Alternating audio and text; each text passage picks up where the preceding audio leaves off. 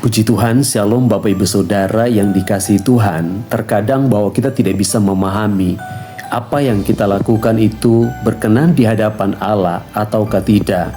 Nah, pada kesempatan dalam renungan kita pada hari ini, kita mau belajar kebenaran firman Tuhan dari Roma pasal 12 ayat yang kedua. Sebelum kita membaca kebenaran firman Tuhan, mari kita berdoa.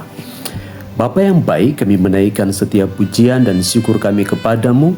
Atas berkat kasih dan kemurahan-Mu, kami boleh ada sebagaimana kami ada. Kami mau belajar melalui kebenaran firman-Mu, dan kami mau melakukannya dalam kehidupan kami. Berfirmanlah, hati kami telah siap. Haleluya. Amin. Puji Tuhan, Bapak Ibu Saudara yang dikasihi Tuhan. Roma pasal 12 ayat yang kedua, di mana firman Tuhan berkata, janganlah kamu menjadi serupa dengan dunia ini, tetapi berubahlah oleh pembaharuan budimu, sehingga kamu dapat membedakan manakah kehendak Allah, apa yang baik, yang berkenan kepada Allah, dan yang sempurna. Bapak Ibu Saudara yang dikasihi Tuhan, firman Tuhan ini sangat jelas sekali memberikan satu peringatan bagi kita, agar kita tampil beda dengan dunia ini. Karena kita akan memperoleh kerajaan sorga yang tidak berbicara soal makan, minum, dan pakai, dan segala macam kesibukan di dalam dunia ini. Tetapi yang berbicara tentang damai sejahtera dan kesukaan Allah itu memuji Tuhan dan memuliakan nama Tuhan. Nah, firman Tuhan berkata, janganlah kita menjadi serupa dengan dunia, tapi berubahlah oleh pembaharuan budimu, sehingga kita dapat membedakan mana kehendak Allah, apa yang baik, yang berkenan kepada Allah, dan yang sempurna. Ada beberapa pesan Allah yang saya ingin sampaikan dalam renungan ini bagi kita semua. Yang pertama, bahwa kita harus memahami benar konteks keselamatan Allah tentang kasih karunia. Kasih karunia bukan diterima mentah-mentah dan hidup semaunya kita saja, dan beranggapan bahwa sekali selamat tetap selamat.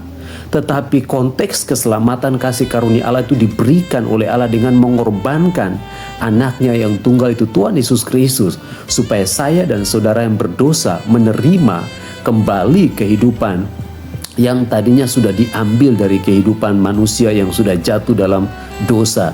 Jadi kasih karunia tidak boleh dipermainkan atau kita sengaja untuk berbuat dosa lagi, tetapi berpikir bahwa kita akan memperoleh keselamatan. Ini bagian yang pertama, Bapak Ibu Saudara. Yang kedua, mari mengubah mindset kita tentang keselamatan. Bukan apa yang kita mau lakukan, tetapi apa yang Allah mau untuk kita lakukan dalam kehidupan kita. Kita berpikir bahwa ketika kita melakukan seperti ini, kita melayani begini dan lain-lain sebagainya, maka kehidupan kita sudah berkenan di hadapan Allah. Belum tentu, Bapak Ibu Saudara.